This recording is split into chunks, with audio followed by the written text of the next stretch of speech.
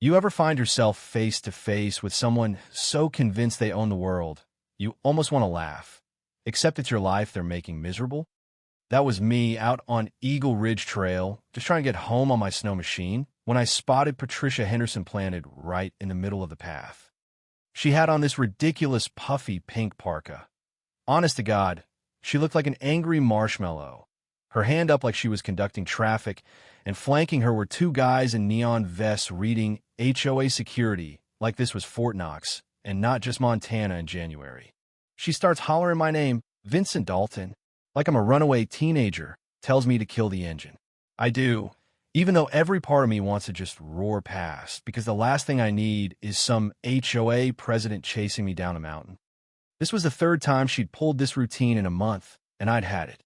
Eagle Ridge Trail's been my route for 15 years, long before any community rules existed, and suddenly I'm public enemy number one for wanting to get home before dark.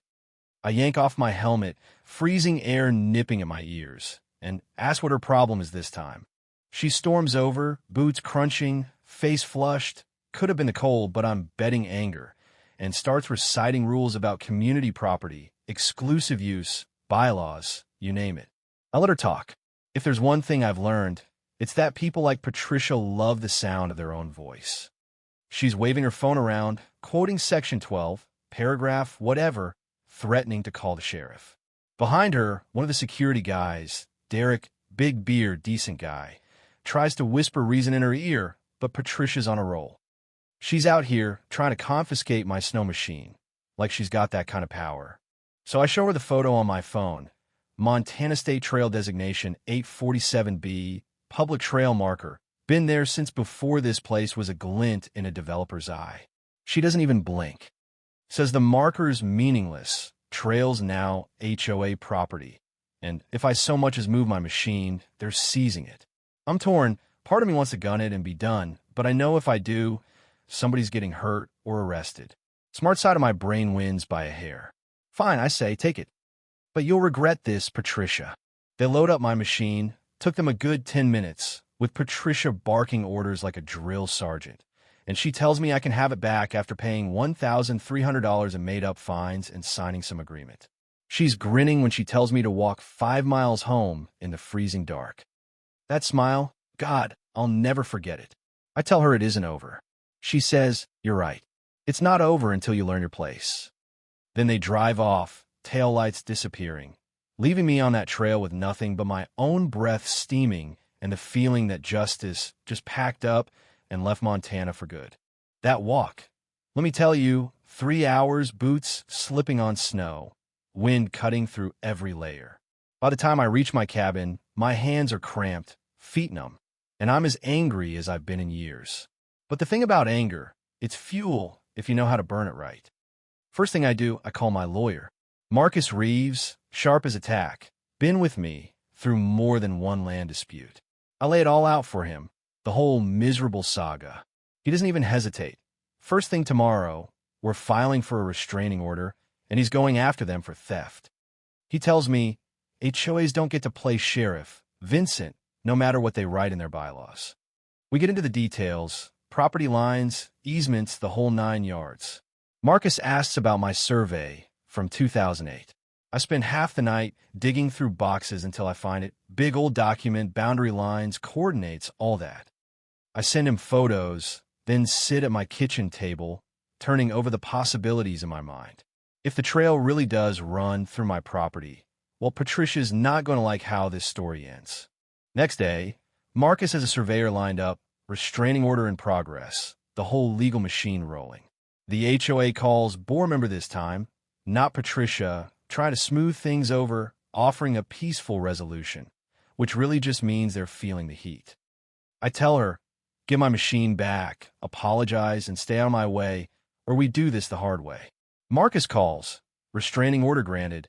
HOA has until 5 p.m. to return my snow machine, or they're in contempt.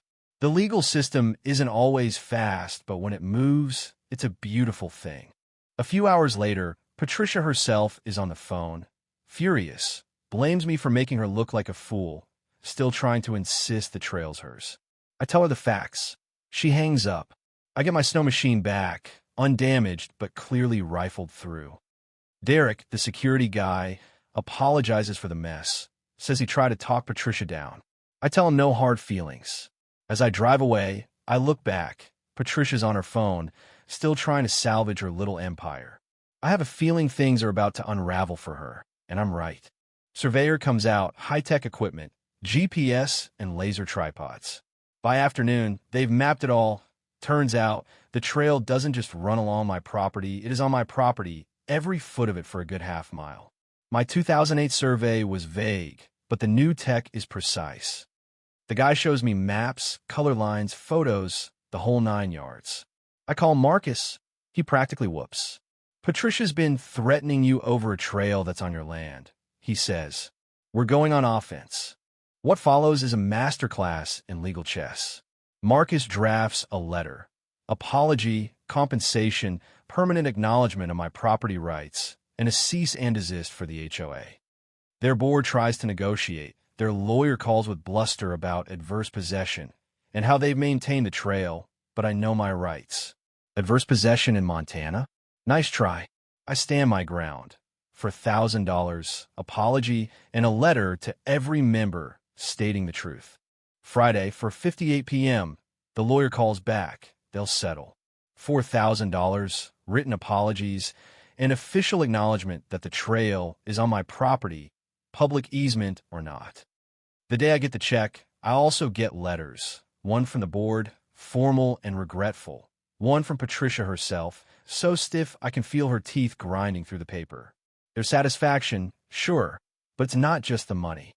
It's the feeling that, finally, the little guy didn't just get steamrolled. But here's the twist. Turns out, while Patricia was busy harassing me, she was skimming HOA funds, billing the trail maintenance fee to every homeowner for a trail they didn't even own. Once the dust settles, the members start asking questions. There's an emergency meeting, and the truth spills out. $45,000 in fees collected, less than $5,000 actually spent on the trail. The rest vanished into administrative expenses. Patricia's ousted in a landslide vote, and a full audit is ordered. A detective calls. Turns out my fight set off a bigger investigation. Patricia's been running the HOA like a personal bank account, embezzling, wire fraud, the whole shebang. When she's finally arrested, the sight of her being let out in handcuffs is more bitter than sweet. Vindication, yes, but sadness too. It shouldn't take this kind of pain to get justice. In court, I testify about the trail, the settlement, the extorted fines. Patricia's lawyer tries to claim she acted in good faith, but the evidence is overwhelming.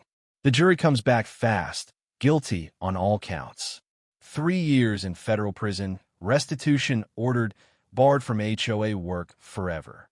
The HOA itself gets cleaned up, new management, new rules, refunds to all the homeowners. The trail stays public, my property, my rules.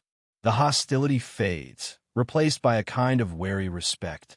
A couple months later, Sharon Vance, the board member who tried to mediate, shows up at my place, hands me a check for $2,000 and a letter signed by the board, thanking me for standing up and helping clean house. You're part of this community now, whether you like it or not, she says. For the first time since this all started, I actually believe it. Sitting on my porch that night, coffee in hand, I watched the sunset over the valley. Eagle Ridge Trail, my trail, winds through the trees below, a ribbon of white in the pink light. I think about everything, the humiliation, the anger, the money, the nights lying awake second-guessing. But here's what I know now. Sometimes standing up for what's right means walking through hell. Sometimes it costs you. Sometimes you stand alone while everyone else looks away. But if you're lucky and you're stubborn enough, the truth comes out. And when it does, it's not just your victory. It's a win for everyone who's ever been pushed around, told to sit down and shut up. You don't have to accept abuse, not from an HOA, not from anybody. Power isn't always right. Authority has to be earned, and if it isn't checked, it'll grow wild until somebody says enough. So, let me ask you, where do you draw the line? When does standing up for yourself become standing up for your whole community? Drop your thoughts below. Tell me your own stories about HOA nightmares or standing your ground. What's justice look like to you? Because I'll tell you, out here in Montana, sometimes justice is as simple as a snow machine and a trail, and the courage to say, not today.